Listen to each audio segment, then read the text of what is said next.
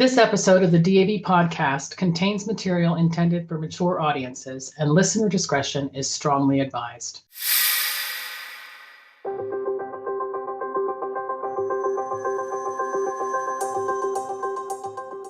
You may think you know what a veteran looks like, or what a service member's journey entails, but the truth is every story is unique, deeply personal, and often marked by battles fought long after the uniform is put away. In this podcast, DAV's Matt Saint Sing sits down with Gigi, a woman who dedicated over 22 years to the U.S. Army, following in the footsteps of a father she lost in Vietnam. Gigi's service was demanding. Her time in the service started with the difficult, vital work of body identification at the Dover Port Mortuary. Then she moved on to the high-stress environment of recruiting. But beneath the surface of a driven, successful soldier, Gigi was carrying unimaginable burdens. The lasting trauma of multiple sexual assaults she endured both in uniform and as a civilian, and the hidden wounds of PTSD, depression, and anxiety. For years, she was trapped in a cycle of anger and isolation, waiting for somebody to swing first. In this powerful, honest conversation, Gigi shares her journey out of that darkness, the difficult decision to seek help, the shame she overcame, and her life-changing experience with ketamine-assisted therapy. She offers a message of hope and hard-won truth, especially from veterans from underrepresented populations who are often told to stay silent. This is a story about service, trauma, and the extraordinary resilience it takes to finally start healing. Get comfortable and ready for Gigi's story. Can you take me back to your time in service? What was life like then, and how did that experience shape you? I joined the Army in October of 1995. So this month was my anniversary. I started basic at 30 years old. My father had served in Vietnam and he was killed in Vietnam. And my whole life I wanted to serve. At 19, I was going to join the Marine Corps and I ended up not doing that. So at 30, I decided, let's go ahead and do this and make this happen. So I joined, and in basic training, I was the oldest one there. My drill sergeants used to call me grandma. It was one of the last all-female platoons there, and we had all male drill sergeants. At the time, we were always supposed to have a battle buddy with us. And I don't know what happened one particular night, close to Thanksgiving, I decided to go and not take my shower at 9 and 10 o'clock where everybody was in the shower, but I waited until I think it was around 11 or 12, and I went by myself to take my shower. And while I was there, I was sexually assaulted by my drill sergeant. I never said anything about it. I just took my shower and went back to bed. And when I got to AIT at Fort Sam Houston, that's when I found out that I was pregnant from the sexual assault. And I went and I had an abortion. I did not believe in abortion, but at that point I had joined the military and I didn't want to go back home a failure. I didn't want to go back home and talk to anybody about it because I was embarrassed. My drill sergeant told me that if I ever told anybody, nobody would believe me. He told me I was fat, I was ugly. Um, his wife looked better than me, and so I believed everything he told me. Back then, there were no EO classes, no sexual prevention classes, no sexual prevention assault classes. So I had an abortion and didn't say anything, and I just kept it moving until May 9th of 2012. At that time, I was a company trainer for AMED recruiting in Los Angeles, California, and I was a workaholic. I didn't know then that I had PTSD, depression, and anxiety, but it was manifested by my workaholic ways and my drive. And I took one day off of work on May 9th, 2012, and I was sexually assaulted by a civilian. Again, people think that it's fight or flight. There's actually fawn. I didn't fight. I didn't scream. I just wanted to get it over with and be alive. So afterwards, the strangest thing, I went to Macy's and I bought a robe and these really thick pajamas and these really furry slippers so that I could totally cover up.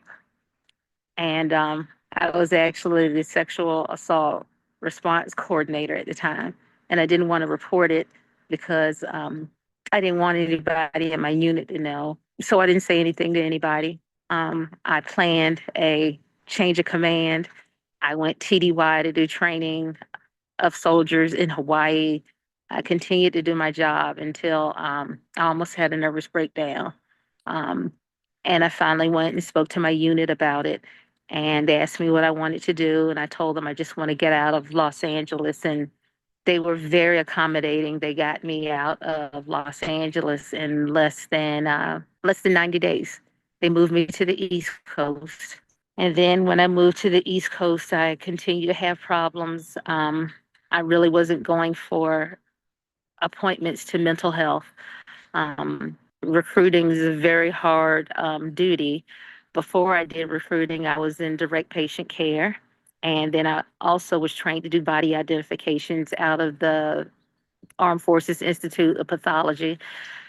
Um, I ended that job in 2005, working out of the Dover Port Mortuary at the height of the war. And just there alone, I did over 250 sets of remains, not to count the sets of remains that I did before that at Fort Bragg and then also at Launchstoel. So I just had a lot on me. I was literally seeing dead people. And at that point was when I ended up having to go into Walter Reed for a full, I guess, nervous breakdown. I had 2 stays in Walter Reed and then 2 subsequent stays in Shepherd Pratt. I developed an eating disorder from being in the Army. My coping method was eating, and I was bulimic. I binged and purged because I couldn't talk to anybody about my problems.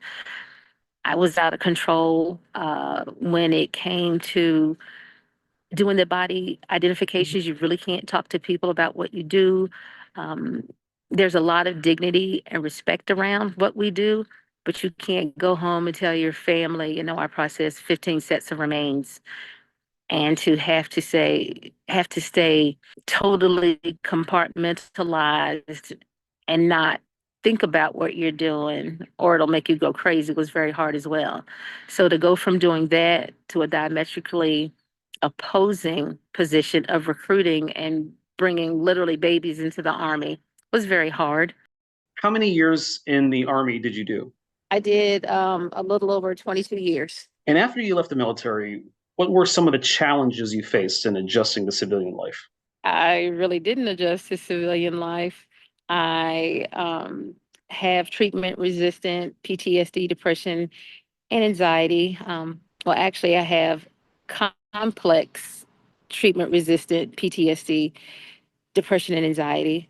So I cannot work. Some days are better than others.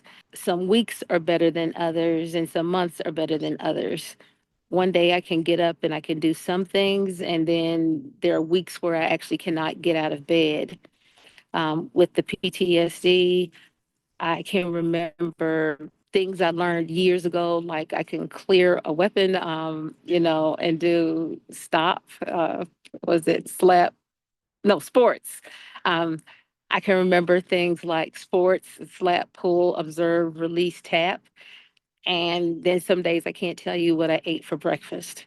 So that's been the difficult part. I think when people look at me and then they say, well, you seem okay, or you seem like you're articulate, or you can have a conversation, that's because they may have gotten me on a good day. That me is sometimes because some days I'm tracking like a VCR, and then some days I'm literally just waiting for somebody to swing first. And was there any particular moment when you realized you needed help beyond what was already available? Back in 2023, I remember sitting in my window at 3 o'clock in the morning looking outside on my backyard, and I realized I had been up for 3 days straight. And that's when I knew something was wrong. And I had been going to counseling, but I only pretty much went when I was in crisis. And so no one had ever really realized what my true issues were.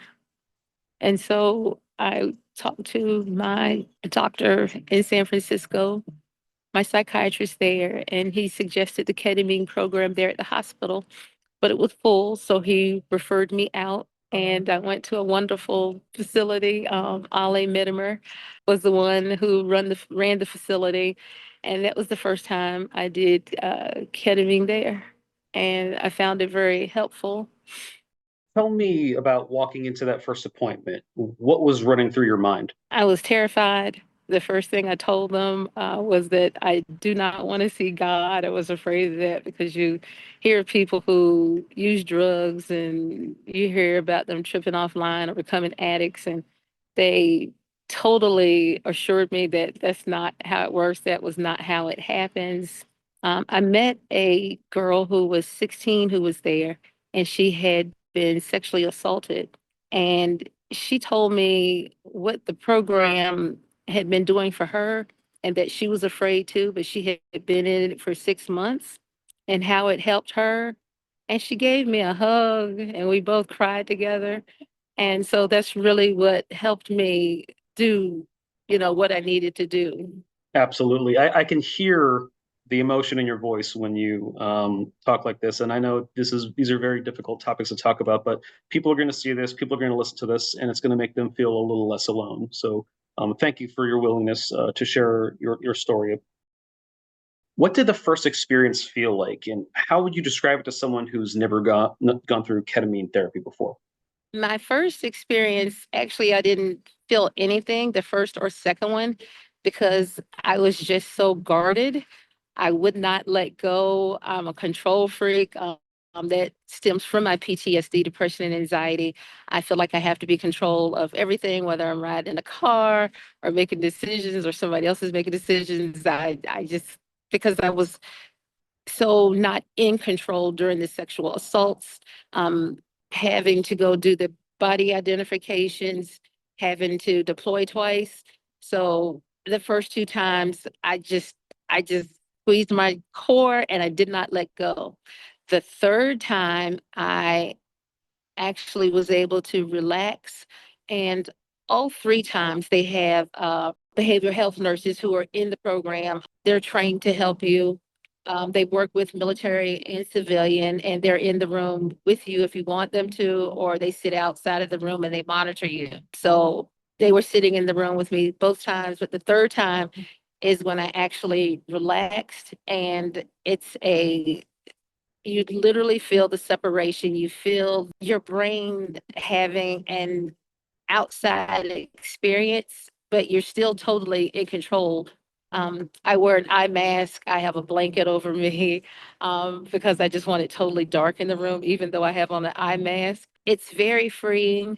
After subsequent sessions, things got better. When the ketamine hits, I don't know if that's the right word for it, but I don't know if you remember from being young when you would sit in the movies and the commercial would come on for Dolby and it go, that's exactly what happened for me. And then I saw black and then I started seeing colors and then my thoughts would start coming. The great thing about that was the effects of the ketamine just weren't for that day because I have insomnia. I was able to go home and sleep that night.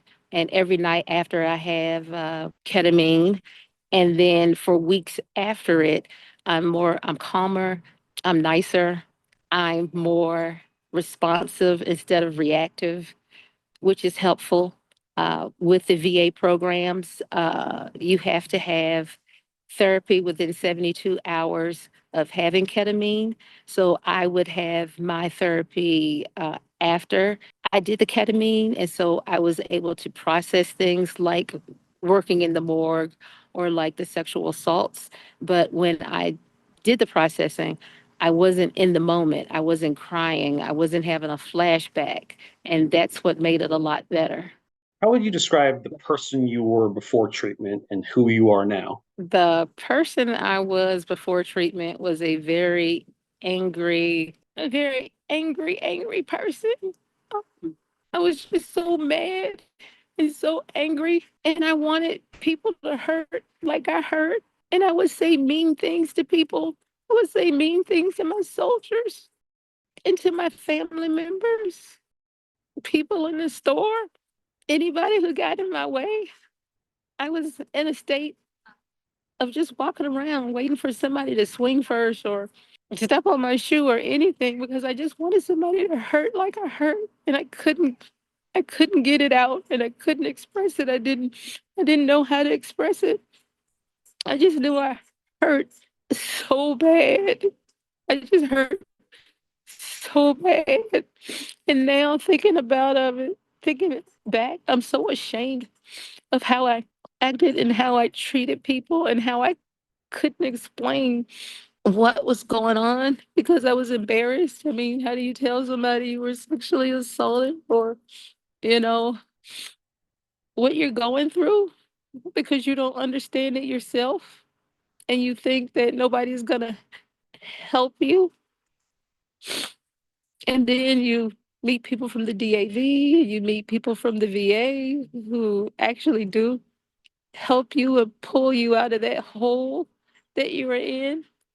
And it's not just being in a deep hole, it's a hole and an emptiness in your heart that can't be filled. And now it's being filled.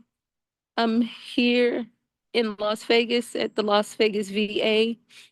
My new psychiatrist here, Dr. Smithy. The first appointment I had with him was literally 90 minutes, which I had never had a mental health appointment that was that long.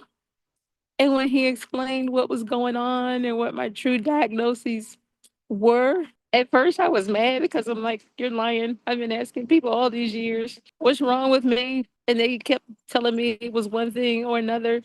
And he told me the truth about not what was wrong with me, but what was going on in my brain and how he could help me and that it wasn't a fix. It wasn't something like taking a hammer and hitting me on the head and I'd be perfect, but that with counseling, they could help me. And I did the ketamine program here in Las Vegas. And it's been wonderful. I'm happier. I'm more responsive instead of reactive. I don't want to throat punch people anymore. So that's what's been helpful. What has this experience taught you about healing or resilience?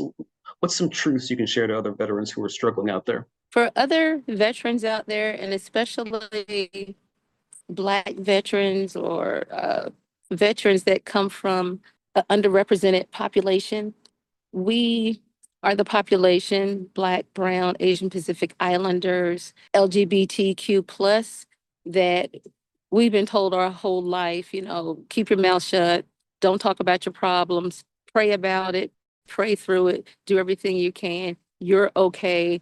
And then when we go into the military, we're told the same thing. So for us to be able to reach out and say, I need help, it's very hard. And that was one of the hard things for me to do. There is help. DAV can help. We have anything you need. We've got somebody who can help you with it. If you want to talk to a Black person, a Black female, a Black male, an Asian Pacific Islander, LGBTQ plus member, we've got somebody who can help you. We've got peer support groups. We've got everything. And at the VA, they really have mental health staff and people who are willing to help you, who want to help you. I think it's a misconception that if you don't like your care provider, you're stuck with them. You're not stuck with them. There are options. You can go to your patient advocate. You can talk to your DAV, VSO, and they can help you switch to somebody that you're more happy with or that you feel that you can get better help from. So you're not stuck. DAV is here to help. They've helped me so much. And I'm glad you brought up race and representation, because I recall at our last national convention, which of course was in Las Vegas, Nevada, at the panel that we put together, you remarked on the lack of racial diversity on the stage, and also the lack of racial diversity one finds in psychedelic research in general. So what's your message to other folks like that who kind of need to hear this? Don't be afraid of it. I know your parents and your grandparents said, don't get on that dope. It's not dope. It's medicine, it's therapy, it's something there to help you. It's there to help you process your hurt, your pain, the agony that you're going through. It is not a crutch. You will not get hooked on it. They don't give you enough to get hooked on it. It's very monitored.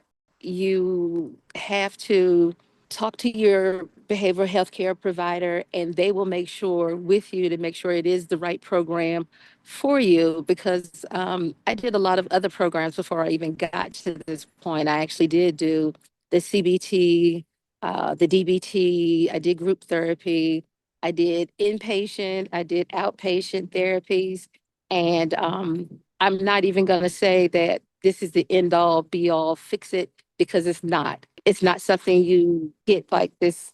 I don't know. I've never been high. So with ketamine, I can tell you that it's just what helps is the neuroplasticity.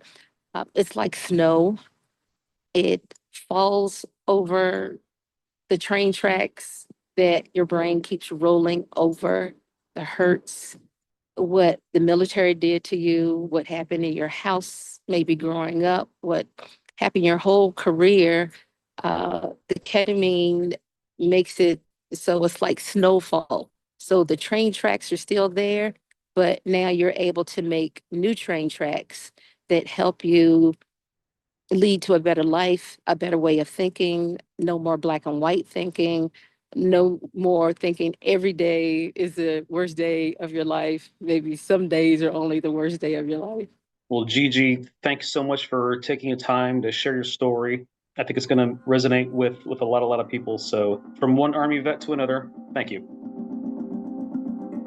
That was truly an honest and unforgettable conversation with Gigi.